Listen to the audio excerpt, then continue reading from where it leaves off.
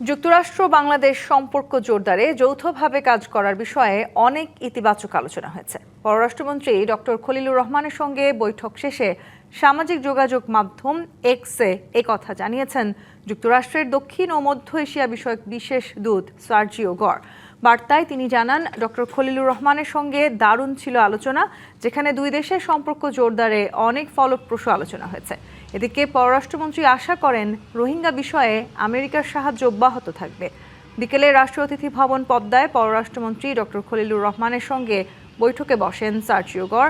এর আগে বেলা ৩টার কিছু আগে ৩ দিনের সফরে ঢাকায় আসেন তিনি। এই সফরে সার্জিও গর প্রধানমন্ত্রী তারেক রহমানের সঙ্গেও বৈঠক করবেন। পাশাপাশি আরও কয়েকজন মন্ত্রীর সঙ্গে তার বৈঠকের কথা রয়েছে। কক্সবাজারের রোহিঙ্গা ক্যাম্প পরিদর্শন করবেন সার্জিও গর। এছাড়া বিভিন্ন রাজনৈতিক দল ও সুশীল সমাজের প্রতিনিধিদের সঙ্গেও তার বৈঠক হতে পারে। বিএনপি নেতৃত্বাধীন সরকার ক্ষমতা গ্রহণের পর এখন পর্যন্ত সর্বোচ্চ পর্যায়ের মার্কিন কর্মকর্তার সফর এটি। এই বৈঠকের বিষয়ে আরও জানাতে রাষ্ট্রীয় অতিথি ভবন পদ্মা থেকে যুক্ত হচ্ছেন সহকর্মী ইশরাত জাহান উর্মি। উর্মি, খলিলুর রহমানের সাথে এই বৈঠকের পর মার্কিন প্রেসিডেন্টের বিশেষ দূতের যে বৈঠক হয়েছে, বৈঠকটি বেশ ইতিবাচক বলে আমরা শুনতে পাচ্ছি। সবশেষ আসলে কি তথ্য আছে? বৈঠক থেকে আসলে কোনো সিদ্ধান্ত বা কোনো ধরনের বাংলাদেশ এবং আমেরিকার সম্পর্ক নিয়ে নতুন করে কোনো সমীকরণের কিছু আপনি জানতে পেরেছেন কিনা?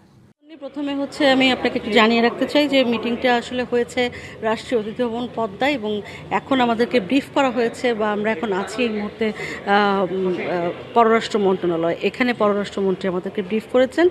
তিনি যেটি বলছিলেন যে বাংলাদেশের সঙ্গে যুক্তরাষ্ট্রের যতগুলো দিক আসলে আছে, তার মধ্যে জ্বালানি থেকে শুরু করে প্রযুক্তি থেকে শুরু করে সমস্ত বিষয় আসলে আলোচনা হয়েছে। আবার অনেকগুলো বিষয় আমাদের প্রশ্নের উত্তরে কিন্তু তিনি বলেছেন যে এসব বিষয়ে কোনো আলোচনা হয়নি, যেমন ডিফেন্সের বিষয় বা আকসা বা জিসোমিয়া চুক্তির মতো যে বিষয়গুলো আছে, এই বিষয়গুলো আলোচনা হয়নি। তবে বাংলাদেশের সাথে বা যুক্তরাষ্ট্রের কৌশলগত দিক, কৌশলগতভাবে নতুন একটা ইতিবাচক একটা জায়গায় তারা প্রবেশ করতে যাচ্ছে, এমন একটি আভাস তাদের এই বৈঠক থেকে উঠে এসেছে বলে তিনি জানিয়েছেন। রোহিঙ্গা ইস্যুতে কথা হয়েছে। রোহিঙ্গাদেরকে আসলে এখন পর্যন্ত মার্কিন যুক্তরাষ্ট্র কিন্তু বড় একটি সাহায্য করে, এবং সেই সাথে আমাদেরকে পররাষ্ট্রমন্ত্রী জানালেন যে আমরা চেষ্টা করব তারা যাতে তাদের যেই সাহায্য সেটি যাতে অব্যাহত রাখে, সেই অব্যাহত রাখার কথাটি তাদেরকে জানানো হয়েছে। আর আরেকটি কথা তিনি বলেছেন যে বর্তমান সরকারের সাথে প্রথম দিন থেকেই যুক্তরাষ্ট্রের সম্পর্ক ভালো রয়েছে।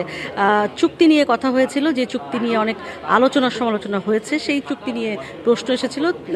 পররাষ্ট্রমন্ত্রী ব্যাখ্যা করেছেন যে আসলে কোন পরিপ্রেক্ষিতে চুক্তিটি করতে হয়েছে, এবং আমরা যে আসলে খুব খারাপ অবস্থানে নেই তিনি সেটি দাবি করেছেন।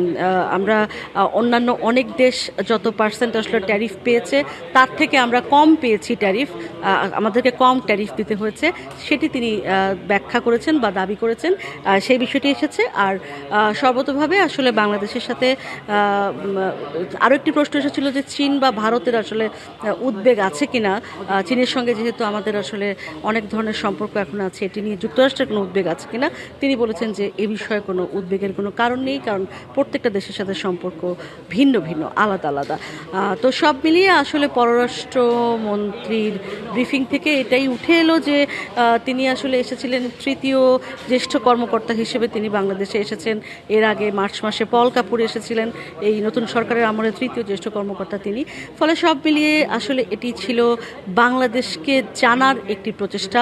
বাংলাদেশের কূটনীতি রাজনীতি কোন দিকে যাচ্ছে সেটি তিনি জানার চেষ্টা করেছেন।